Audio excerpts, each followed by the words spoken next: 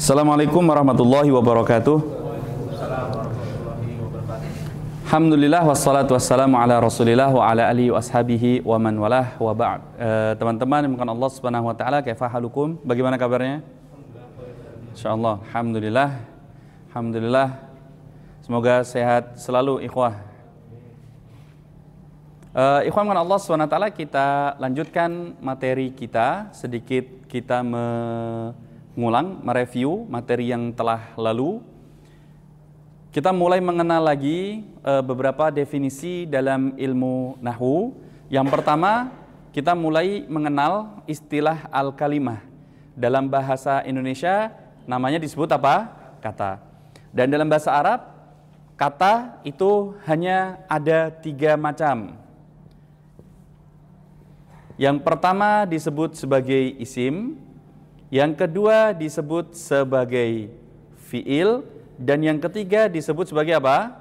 Huruf. Kita mulai dari isim.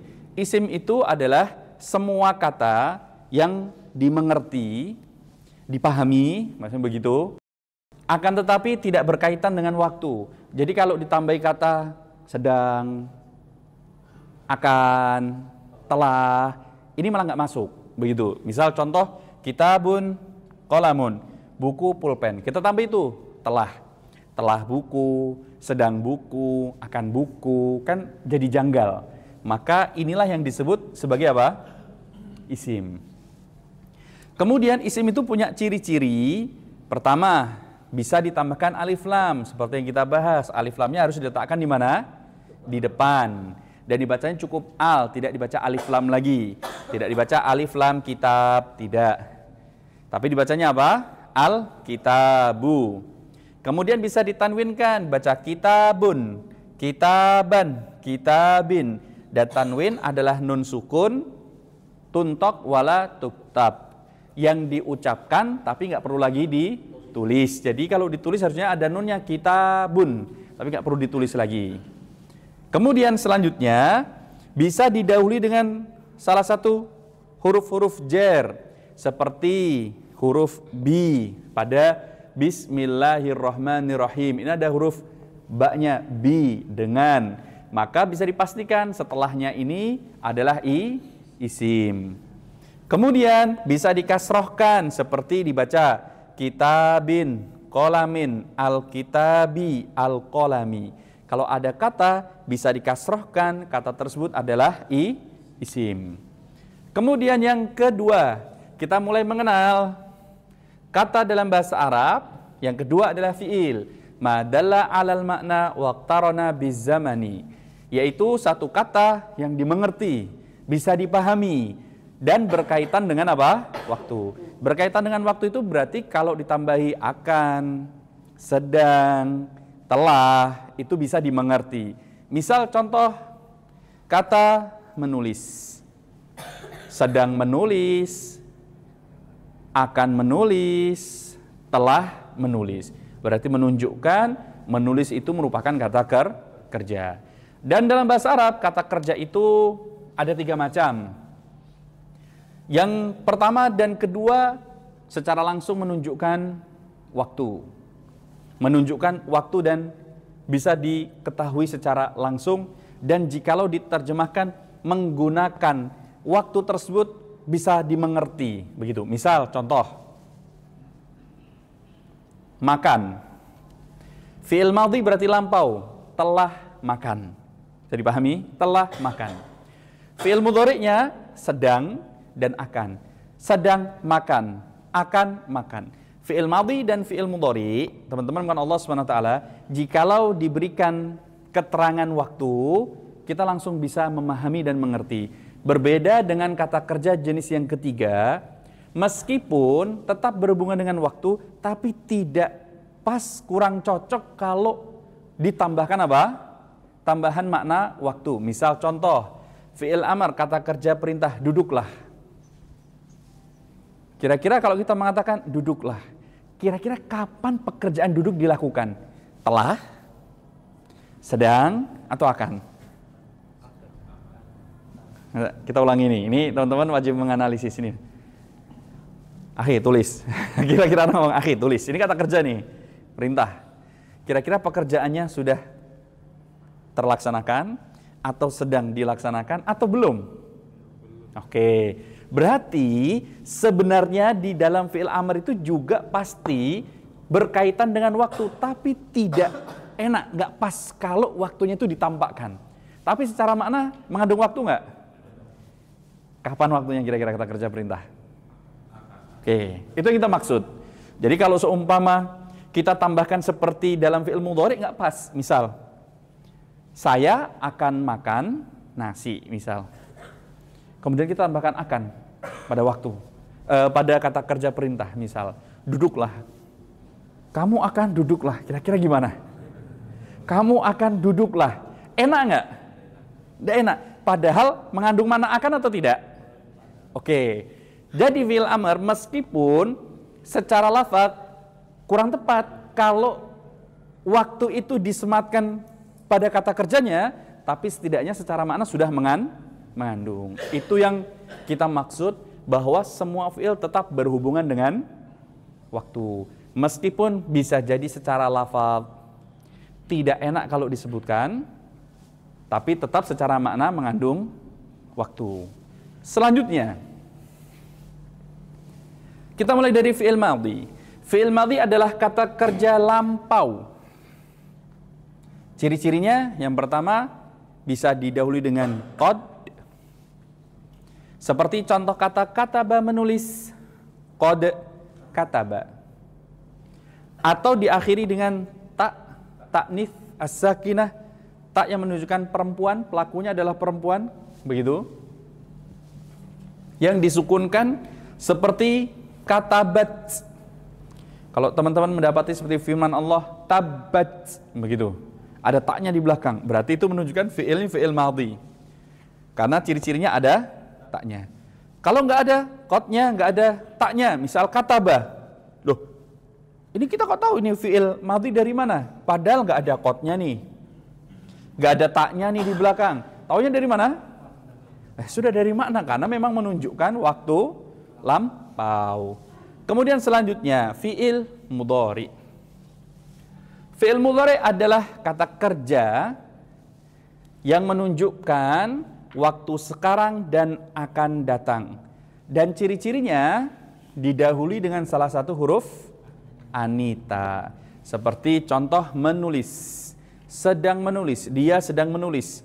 Kataba harus didahului salah satu huruf anita karena dia laki-laki, misal kita menggunakan ya, yaktubu.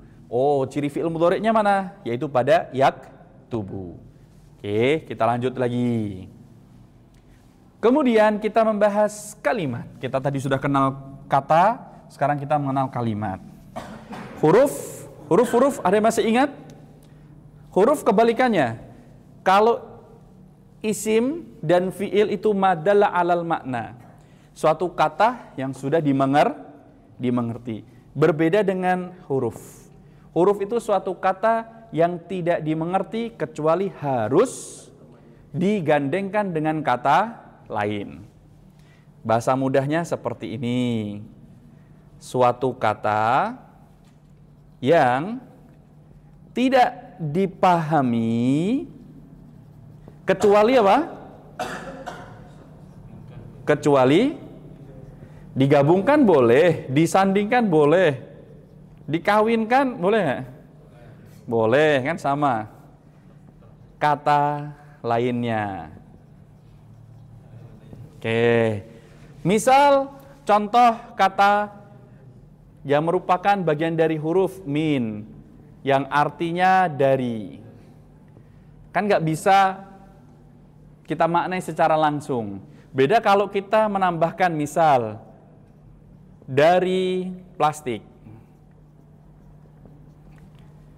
Kita langsung bisa lebih memahami. Bola itu dari plastik. Dari plastik. Oh, semakin lebih apa? Lebih jelas. Oke, teman-teman, karena Allah SWT kita lanjut. Jumlah kalimat. Kita ketemu dengan istilah kalimah, kemudian istilah jumlah. Dan pertemuan sebelumnya sudah jelaskan. Lebih tepat tidak menggunakan jumlah, tapi menggunakan apa? Ada yang masih ingat nggak? Kalam. Oke. Selanjutnya, kalimat dalam bahasa Arab secara garis besar ada dua. Yang pertama namanya jumlah ismiyah, yaitu kalimat yang diawali dengan isim. Komponennya dua. Yang pertama disebut mubtada, yang kedua disebut khobar. Subjek dan predikat. Mubtada adalah isim yang terletak di awal kalimat. Isim marfu'un fi awalil jumlati. Isim diletakkan di awal kalimat, berbentuk marfu, yaitu tanda dasarnya dhammah, dan harus ma'rifah. Dan ini yang nggak disebutkan oleh penulis. Jadi harus berbentuk ma'rifah. Misal contoh kalimatnya kita buatkan contoh di sini. Misal al-kitabu jadidun, buku itu baru. Ketika mau dijadikan sebagai mubtada, maka wajib harus diberikan alif lam. Tidak boleh kitabun jadidun, kurang tepat. Kemudian khobar adalah penjelas dari mubtadanya. Yang awalnya kalau kita mengatakan al-kitabu, buku itu, setiap orang pasti akan masih apa? Bertanya-tanya. Mobil itu, orang masih bertanya-tanya, menunggu keterangannya. Dan keterangan yang kita sebutkan, inilah yang disebut namanya khobar. Selanjutnya, kita mengenal jumlah fi'liyah. Kalimat yang diawali dengan kata kerja, fi'il. Entah itu fi'il madhi, atau fi'il mudhari, ataupun fi'il amr. Salah satu dari itu. Ingat, fi'il pasti butuh subjek. Dan subjeknya disebut namanya fa'il. Fa'il itu adalah isim. Sama-sama isim. Isim itu pasti ada ciri-cirinya. Tadi sudah kita bahas. Terletak setelah apa? Fi'il, kata kerja. Jadi susunannya kalau dalam bahasa Indonesia begini. Anggap saja teman-teman ini orang Arab dan yang saya tuliskan ini bahasa Arab. Misal, Budi pergi ke pasar. Pergi Budi ke pasar. Oke. Berarti kalau diawali dengan isim, ini dalam bahasa Arab namanya jumlah apa? Ismiyah. Kalau diawali dengan fi'il, berarti ini namanya jumlah fi'liyah. Nah, fa'il, meskipun sama-sama dalam bahasa Indonesia, ini subjek, bedanya karena letaknya. Kalau diletakkan di depan, subjeknya dalam bahasa Arab disebut mubtada. Kalau diletakkan di tengah, subjeknya disebut sebagai fa'il. Kemudian maf'ul bih. Maf'ul bih adalah objek. Yang pertama, isim, yang dijadikan sebagai sasaran pekerjaan atau korbannya. Kemudian isim tersebut itu dibaca mansub, yaitu dengan fathah. Oke. Selanjutnya teman-teman dengan Allah SWT, kita fokus mulai masuk pada materi kita, yaitu mengenal lebih jauh fi'il mudhari. Berapa menit lagi adzan? Masih lama? Mana yang ana hapus? Ya, fadhol.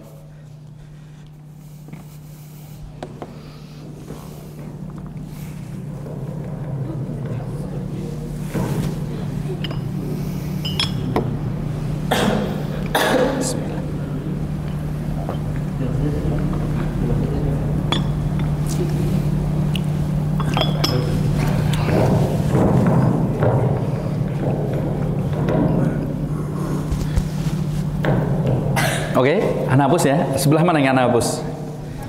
Kanan. Oke. Sebelah kanan kita hapus dulu. Setelah itu kita masuk pada fi'il mudhari. Setelah itu masuk pada pembahasan. Cukup insyaallah waktunya.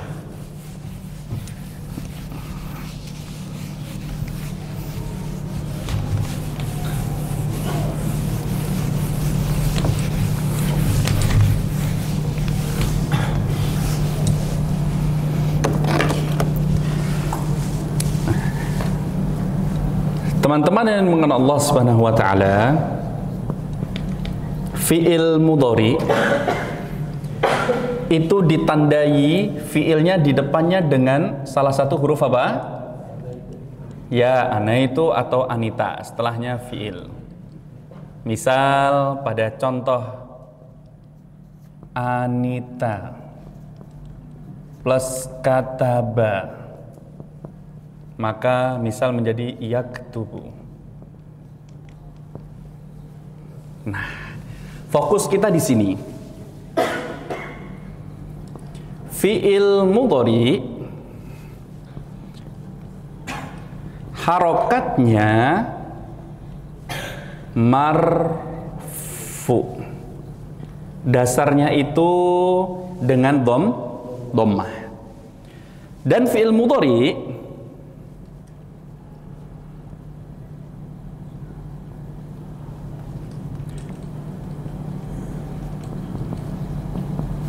bisa berubah.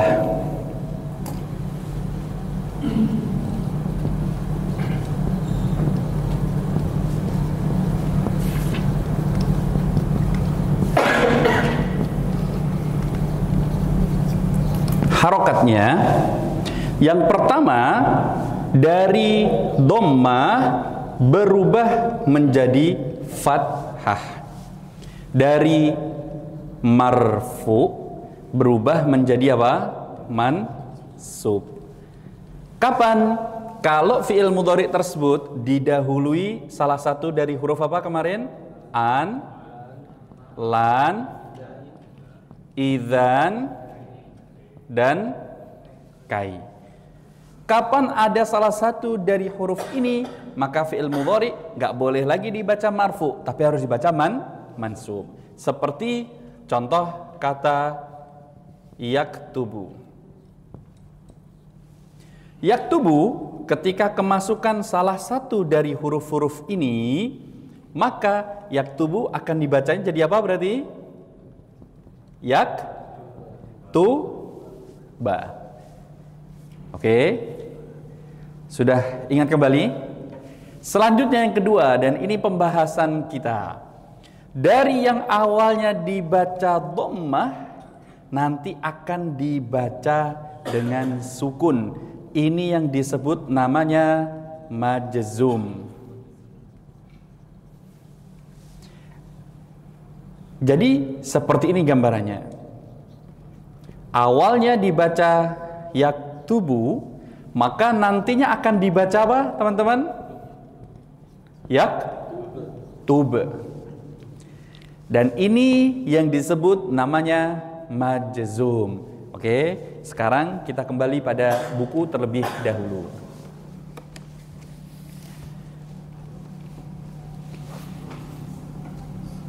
Sudah azan? 2,5 menit lagi. 2,5 menit lagi. Oh, subhanallah, cepatnya.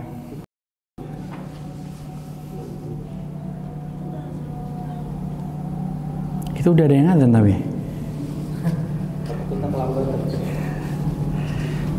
belum datang kan muadzinnya?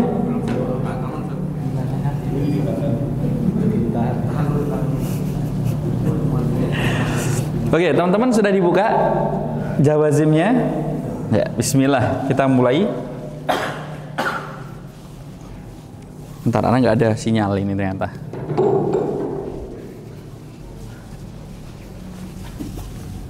Nggak bawa bukunya, nggak hafal.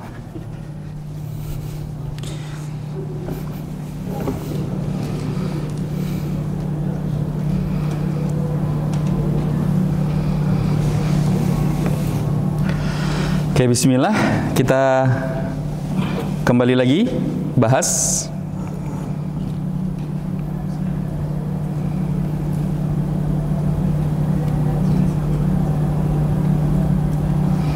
halaman berapa teman-teman?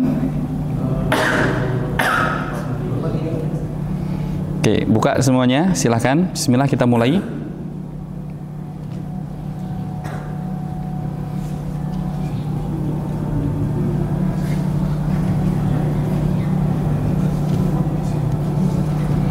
Sudah ya?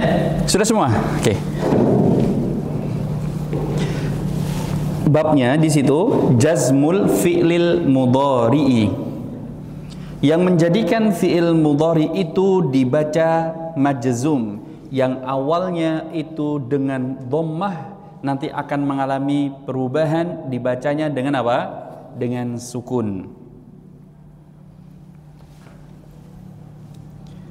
Teman-teman langsung bisa buka pada keterangan yang disebutkan oleh penulis pada kaidah.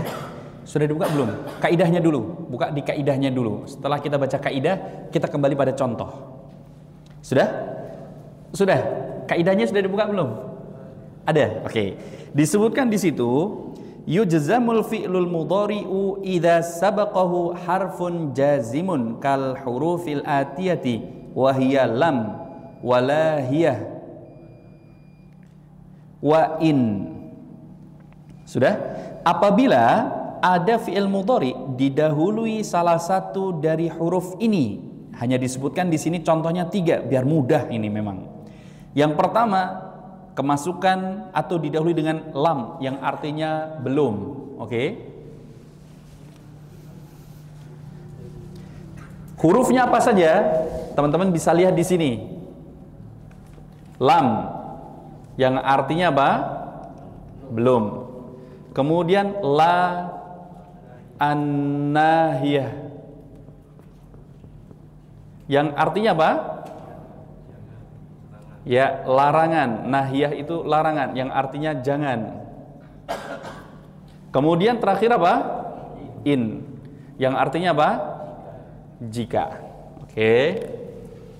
Kapanpun kita ketemu dengan salah satu dari lam, la yang memiliki arti jangan, dan in yang artinya jika, maka fi'il mudhari saat itu harus mengalami perubahan bacaan. Dari dibacanya dhammah berubah dibaca dengan apa? Sukun. Oke, kita masuk pada contoh. Sudah azan? Ayo azan dulu lah. Kita nungguin loh. Ya, teman-teman, bukan Allah Subhanahu wa taala. Kembali lagi. Silahkan fokus lagi ke papan tulis. Tadi sudah kita sebutkan kalau kita ketemu dengan fi'il mudhari didahului dengan lam, la yang memiliki arti jangan, dan in yang artinya jika, maka harus membaca fi'il mudhari tersebut dengan majzum. Dan kita berikan keterangan. Ternyata dalam bahasa Arab, la yang masuk pada fi'il mudhari itu ada 2. Yang pertama la, yang kedua la, tapi memiliki makna yang berbeda. Yang pertama artinya jangan. La yang artinya jangan berarti seperti ini. La taktub, jangan menulis. Yang kedua memiliki arti tidak, yang artinya dia tidak menulis. Oke. Dan ini tambahan buat teman-teman, kata-kata yang menunjukkan negatif dalam bahasa Arab yang berada di depan fi'il mudhari apa saja? La, lan, dan lam. Ini semuanya menunjukkan bentuk negatif, akan tetapi konsekuensi pada harokatnya berbeda. Kalau tidak, dia tidak menulis, maka tetap dengan dhammah. Dia tidak akan menulis, maka dengan fathah. Kalau menggunakan kata belum, dia belum menulis, maka menggunakan sukun atau majzum. Oke, teman-teman, sekarang kembali pada contoh.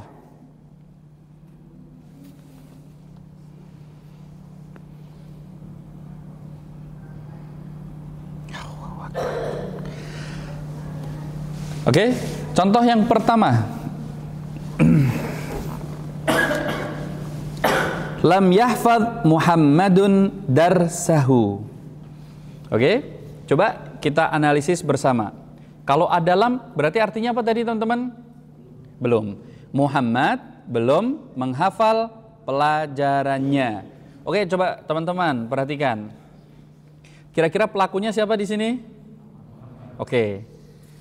Muhammad belum menghafal pelajarannya. Berarti pelajarannya sebagai apa dalam bahasa Indonesia?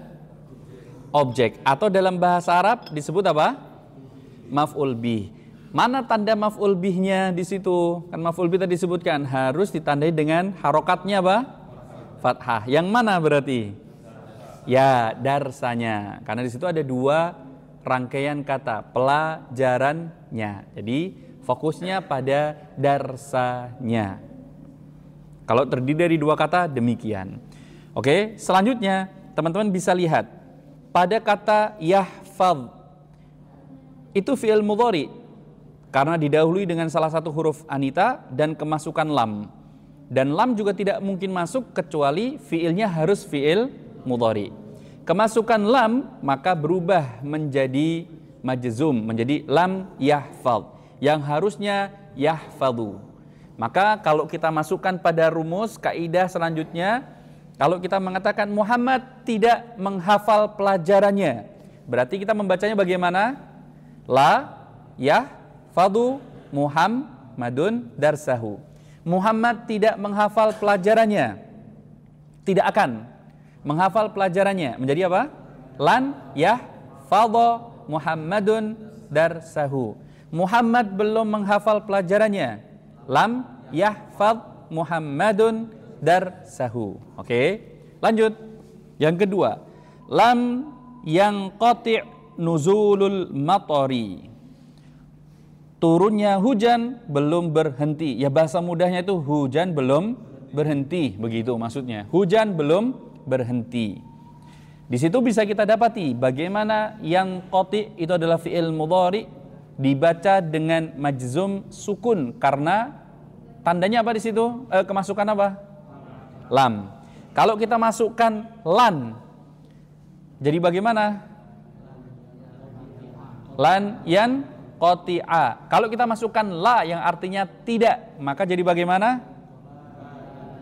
La yan qati'u. Sudah? Selanjutnya, lam yakbid ahadun alal lissi. Tidak ada satupun yang menangkap pencuri itu. Oke? Selanjutnya, yakbid. Dibacanya dengan apa? Majzum. Kenapa dibaca majzum dengan sukun tadi? Karena ada huruf lam. Oke. Jadi, sekarang kita ketemu yang tadi kita contohkan semuanya teman-teman bukan Allah SWT majzum, maka kita cukup menyampaikannya seperti itu. Fi'il mudhari majzumun. Kemarin kita sudah belajar kalau dengan lan dan teman-temannya maka kita mengatakan fi'il mudhari mansubun. Kalau tidak berubah sama sekali maka kita mengatakan fi'il mudhari apa? Marfu'un. Marfu' mansub majzum. Oke? Fi'il mudhari marfu'un, fi'il mudhari mansubun, fi'il mudhari majzumun. Oke. Oh, masih cukup. Lanjut lagi, teman-teman. La ta'kul wa anta syab'anu. Oke, selanjutnya teman-teman bisa lihat. Di situ fi'il mudhari'nya dibacanya dengan sukun, ta'kul. Berarti kira-kira la-nya di situ la artinya apa? Tidak atau jangan? Jangan. Karena kalau diartikan tidak, maka fi'il mudhari'nya tetap harus dibaca apa? Marfu. Tidak dibaca la ta'kul tapi dibaca la ta'kulu. Itu bedanya. Oke? La ta'kul berarti ta'kul fi'il mudhari majzumun. Majzumnya karena apa? La nahiyah. Beda ya, yang satu la nahiyah karena artinya jangan, yang satu artinya tidak. Selanjutnya, la tukthir minadh-dhahiki. Jangan banyak tertawa. Berarti tukthir di sini dibaca marfu atau majzum? Majzum. Fi'il mudhari majzum. Apa penyebab majzumnya? Didahului oleh la nahiyah. Selanjutnya, la tusri fis sayri. Jangan cepat-cepat ketika berjalan. Oke. Selanjutnya tusri fi'il mudhari marfu mansub majzum. Majzumnya dengan apa? La nahiyah. Selanjutnya, in taftah nawafidal hujrati yatajaddad hawa'uha. Jika kamu membuka jendela kamar, maka udara akan mengalir, terbaharui. Oke? Selanjutnya, mana fiil majzumnya di situ? Teman-teman bisa ngeliat nggak? Fiil yang dibaca majzum mana saja? Taftah, majzumnya karena apa? Karena in. Kemudian mana lagi? Yatajaddad, itu juga dibaca majzum. Majzumnya karena apa? Nah, karena kalau kita ketemu dengan in, dua kata kerja fi'il mudhari'nya sekaligus itu dibaca majzum dua-duanya. Jika kamu makan, kamu akan kenyang. Maka kata kerja, perhatikan teman-teman yang bukan Allah, kalau ketemu dengan apa tadi? In, maka yang dibaca majzum, yang dibaca dengan sukun ada dua fi'il mudhari'nya. Misal, contoh, kita buat dalam bahasa Indonesia ada kata jika. Jika kamu belajar, maka kamu akan mengerti.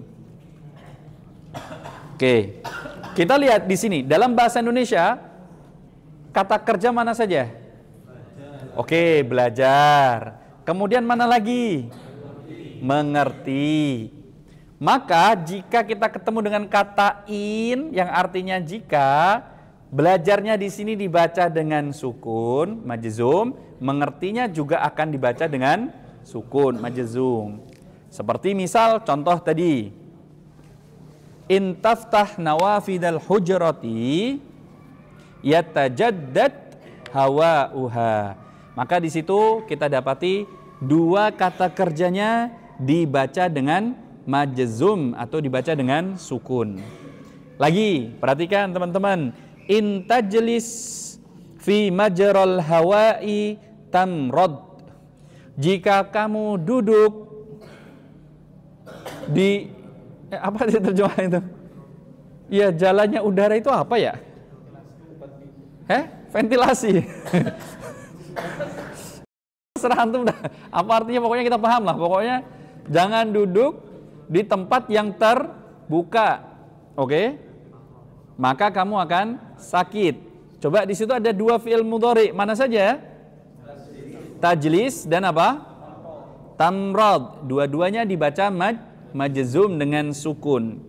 Selanjutnya, in yusafir akhuka tusafir ma'ahu. Jika saudaramu safar, aku akan safar bersamanya. Di sini ada dua kata kerja. Mana saja fi'il mudhari'nya? Yusafir dan tusafir. Dua-duanya dibaca dengan majzum atau dengan sukun. Oke, sekarang kita masuk pada tamrinat. Silahkan dilihat. Masih ada waktu ya? Wah, 2 menit. Ya, 2 soal lah. Fadhal, antum dulu. Pertama. Yang lain bisa diperhatikan. Ayinil af'alil mudhara'ah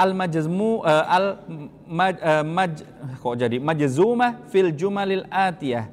Tentukan fi'il mudhari yang dibaca majzum pada kalimat di bawah ini. Silahkan. Yang mana? Ya. Ya. Mana fi'il mudhari yang majzumnya? Tumtir. Ya. Lanjut. Silakan. Mana fi'il mudhari'nya, langsung disebut aja yang majzum, yang dibaca sukun. Nomor 2.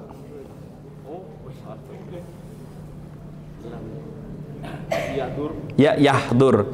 Yahdur i'rabkan fi'il mudhari' majzumun. Lanjut yang ketiga. Tentukan mana fi'il mudhari'nya yang dibaca majzum.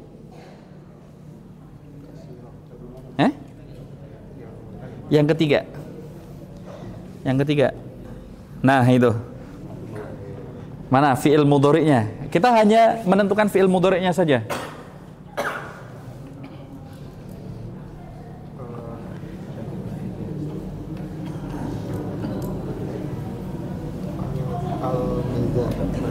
Al-mizah fi'il mudhari. Fi'il mudhari itu didahului dengan salah satu huruf anita. Mana anitanya? Itu ada alif lamnya, ya, itu fi'il mudhari dibaca majzum, yaitu dengan sukun. Kenapa alasannya dibaca sukun? Kemasukan apa di situ? Ya, la namanya la apa? Nah ya, artinya larangan. Oke, lanjut nomor 4. La tashrab wa anta ta'ibun. Tashrab. Apa alasannya dibaca dengan majzum di situ?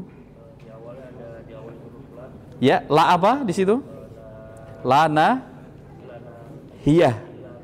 Yang artinya larangan. Oke, ikhwah, teman-teman Allah Subhanahu wa taala, sudah cukup. Jazakumullahu khairan. Naktafi bihadzal qadar. Insyaallah kita bertemu kembali di waktu yang akan datang. Wassallallahu ala nabiyina Muhammad wa ala alihi washabihi wa man tabi'ahum bi ihsanin ila yaumil qiyamah. Subhanakallahumma wa bihamdika asyhadu an la ilaha illa anta astaghfiruka wa atubu ilaik. Assalamualaikum warahmatullahi wabarakatuh.